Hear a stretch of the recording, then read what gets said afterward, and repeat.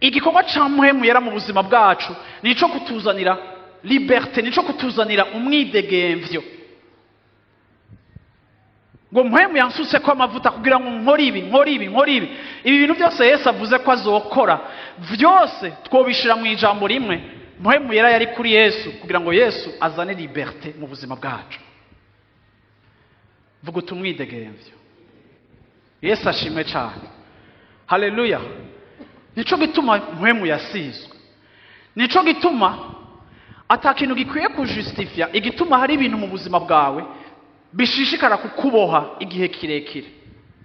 Nimba hari nibikuboshe, ugomba guhagarara kuri aya majambo ukavuga uti Yesu nakiriye nkaho ubuzima bwanje yasizwe amavuta kugira ngo abohore imbohe, kugira ngo anshire mu mwidegemvyo.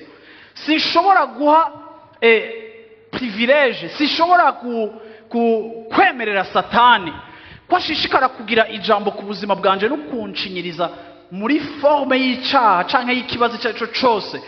Igihe Yesu wowe yasutswe kwa mavuta kugira ngo jewe mu mwidegemvyo, benefice canke inyungu twakuye ku musaraba harimo umwidegemvyo, liberté, umwidegemvyo.